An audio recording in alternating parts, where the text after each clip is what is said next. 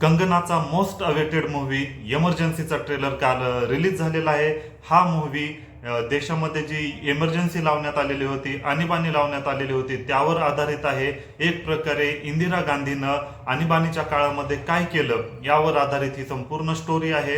आणि ट्रेलर बघितल्यानंतर Kangana same to same Indira Gandhi सारखी दिसत आहे आणि आवाज पण तशाच प्रकारे मॅच केलेला आहे. यामुळे या ट्रेलरची सगळीकडे चर्चा होत आहे. तर नक्की ट्रेलर बघून काय वाटतं या मूव्ही बद्दल हेच आपण चित्रगप्पाच्या या व्हिडिओमध्ये बघणार आहोत. तर अनेक जणांना असं वाटत होतं की इमर्जन्सी मूव्ही मध्ये कंगनाने इंदिरा गांधीची निगेटिव्ह साईड दाखवली असेल, कारण तुम्हाला सगळ्यांनाच माहित आहे की कंगना ही बीजेपीची सपोर्टर आहे किंवा आता तर बीजेपीची खासदार आहे. या कारणामुळे ती अनेक वेळेस काँग्रेस तसेच राहुल गांधी, प्रियंका गांधीवर यांच्यावर टीका करताना दिसत असते.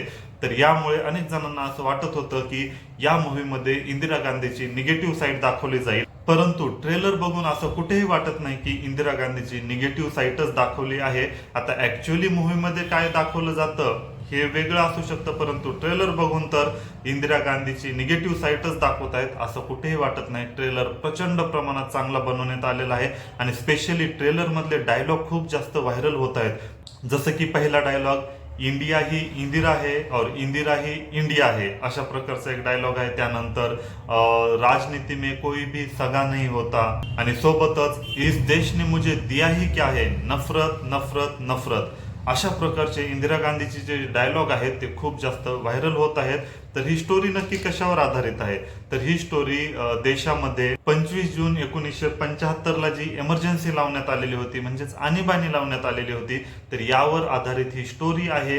आणि यामध्ये असं सांगण्यात आलेलं आहे की इंदिरा गांधी ही या देशातील प्रचंड किंवा सगळ्यात शक्तिशाली महिला होती आणि सोबतच तिनं 1975च्या आणीबाणीच्या काळामध्ये सगळ्यात काळा असा इतिहास लिहिलेला आहे. अशा प्रकारे थोडक्यात या ट्रेलरचं वर्णन करण्यात आलेलं आहे.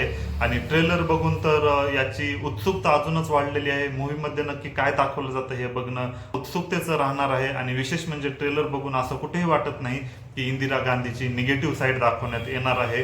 ट्रेलर तर खूप चांगला वाटलेला आहे. कंगना सोबतच या मूव्हीमध्ये श्रेयस तळपदे सुद्धा आपल्याला दिसणार आहे, जे की अटल बिहारी वाजपेयीची भूमिका निभावणार आहे. तर ओव्हरऑल बघायला गेलं तर ट्रेलर तर खूप चांगला वाटत आहे. हा मूव्ही नक्कीच थिएटरमध्ये बघण्यासारखा आहे आणि हा मूव्ही 6 सप्टेंबरला रिलीज होणार आहे. तर जर तुम्ही ट्रेलर बघितला नसेल तर ट्रेलर बघा आणि तुम्हाला या ट्रेलर बद्दल काय वाटतंय एका शब्दामध्ये कमेंट करून नक्की सांगा.